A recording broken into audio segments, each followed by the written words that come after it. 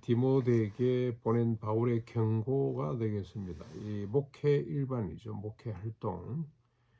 특별히 이 고난의 때, 말세, 고통받는 때에 목회를 어떻게 해야 될 것이냐를 쭉 권면하는데, 말세, 다시 말하면 고통받는 때, 이 디모데 후서의 가장 큰 특징은 고통받는 때죠. 고통받는 때에 성도가, 목회자가 어떻게 해야 될 것인가에 대한 말씀이 되겠습니다. 이 고통받을 때 말세의 현상과 그리고 그에 대한 이 사역자로서의 자세, 또 성도로서의 자세에 대해서 이야기를 합니다. 먼저 말세의 현상을 쭉 보면 1절, 사람들이 자기를 사랑합니다. 자기 사랑. 지금이 말세구나 하는 걸 단방에 알 수 있는 제일 중요한 잣대가 자기 사랑인 것 같습니다. BTS가 뭐저래 인기가 좋나 하고 들여다봤더니 Love Yourself.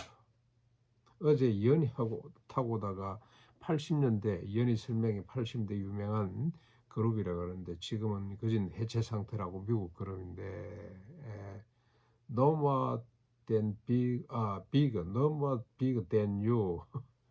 너보다 큰 사람이 없다는 걸 인식하라. 그 보니까 80년대나 2000년대나 2020년대나 그리고 예수님 돌아가시고 얼마 되지 않아서 초대교회나 사람들이 자기 사랑이 가장 큰 특징인 것 같습니다. Love yourself. 근데 기독교는 love yourself가 아니고 denial, self denial로 하니까 이게 확연히 구분이 돼야 되는데 우리 일가 수도원이 그렇게 구분이 좀 됐으면 좋겠다.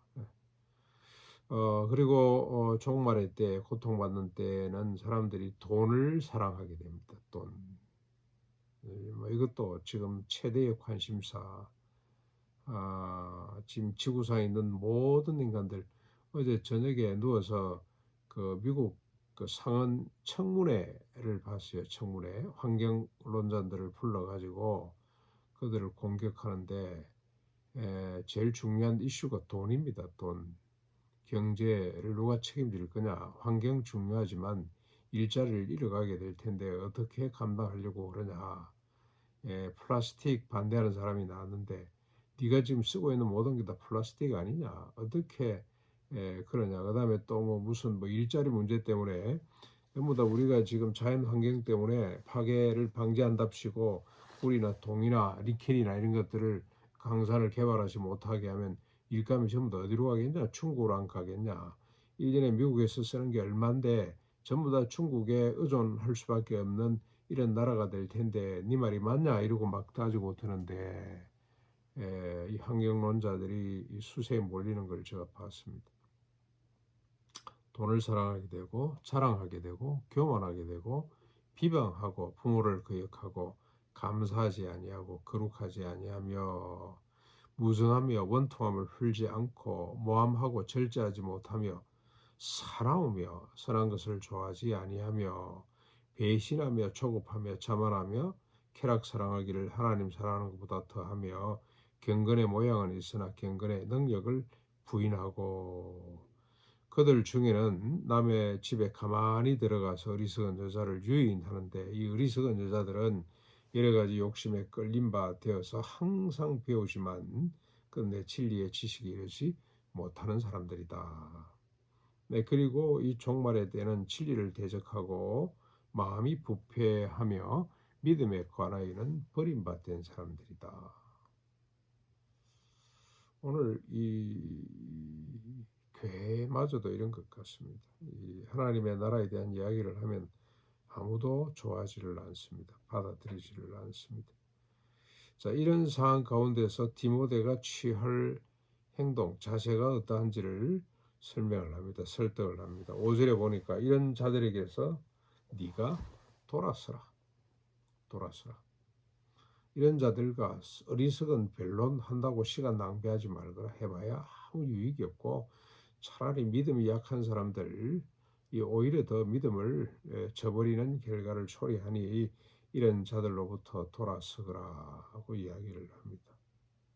그러면서 암내와 암버랴가 그랬던 것처럼 이게 모세 시대 때 모세를 대항했던 여성들이라고 하는데 구체적으로 구약에는 이 사람들의 이름이 나오지 않습니다만 뭐 이게 구전대 내려오는 그런 문헌이나 그런 뭐 또 이 속설에 이런 사람 이름이 나오는 나왔던 것 같습니다. 얀네와 암브레가 그랬던 것처럼 그들의 어리석음이 반드시 드러나게 될 것이다. 그래서 더 나아가지 못할 것이다. 이 사실을 알고 흔들리지 말거라.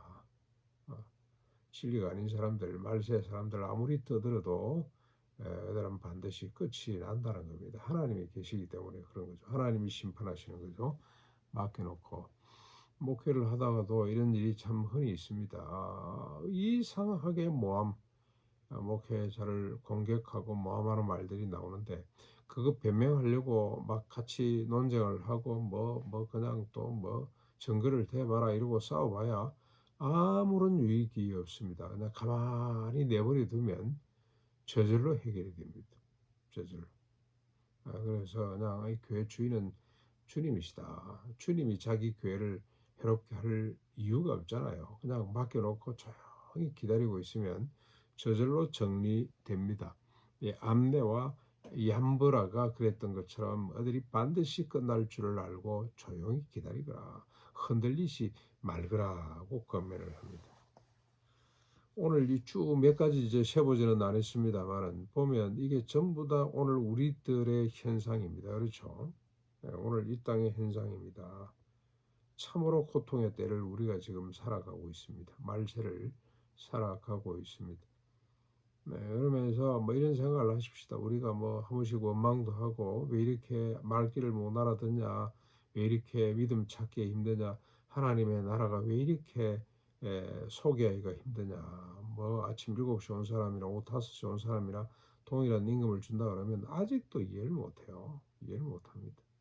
우리 주변의 사람들도 그걸 문자적으로 해석을 했더니 하나의 언유로 듣고 말아야 되지라는 사람이 전부 다입니다. 네. 이럴 때 우리가 어떻게 해야 되냐? 흔들리지 말아야 됩니다. 끝까지 이 말씀을 붙들고 살아야 되는 거죠.